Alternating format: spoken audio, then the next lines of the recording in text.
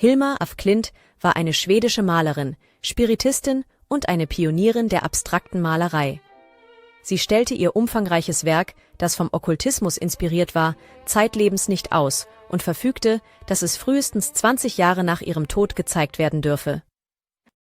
Sie wurde im Jahr 1862 im schwedischen Solna auf Schloss Karlberg geboren. Sie stammte aus einer wohlhabenden Familie und gehörte zu den ersten Malerinnen, die in Stockholm an der Schwedischen Kunsthochschule und der Königlichen Akademie der Freien Künste studierten. Danach arbeitete sie in einem Atelier der Akademie. Sie lebte von ihrer Kunst und schuf Landschaften und Porträts im naturalistischen Stil, bevor sie später ihren abstrakten Malstil entwickelte.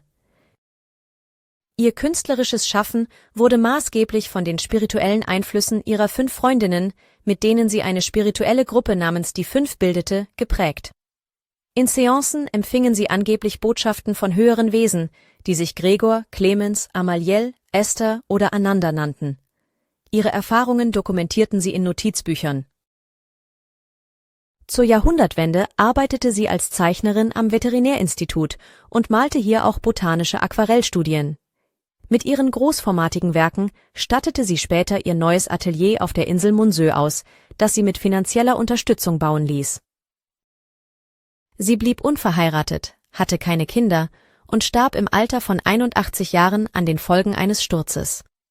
Sie verfügte, dass ihre abstrakten Werke erst frühestens 20 Jahre nach ihrem Tod ausgestellt werden dürften. Erst in den 1980er Jahren wurden ihre Werke international bekannt und anerkannt. Ihr Malstil war revolutionär.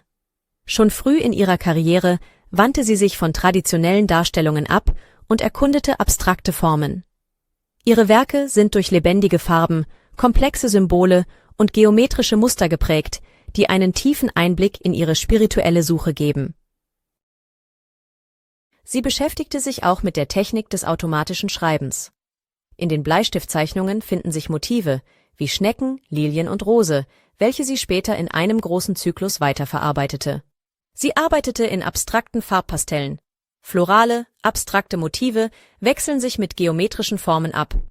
Die vorherrschenden Farben sind Blau, Gelb, Weiß, Rot und Rosa. Blau steht für das weibliche und Gelb für das männliche Prinzip. Als zentrales Werk verstand sie die Serie Die Gemälde zum Tempel, bestehend aus 193 Werken. Diese abstrakten Gemälde repräsentierten unvergängliche Aspekte des Menschen und wurden ihr von einem Geistwesen namens Amaliel während einer Seance in Auftrag gegeben. Es entstanden weitere Werke zu dieser Serie, darunter die Serien Der Schwan und die Taube. Auch hier gestaltete sie die Werke unter dem Einfluss höherer Wesen, aber viel selbstständiger als zuvor. Ihre späteren Werke unterscheiden sich inhaltlich und formal von früheren Werken. Sie schuf metaphysische Bilder mit einem unabhängigeren Ansatz, hauptsächlich mit Aquarellfarben und Feder in kleineren Formaten. Ihr künstlerisches Werk umfasst ca. 1000 Gemälde und Zeichnungen sowie 125 Notizbücher.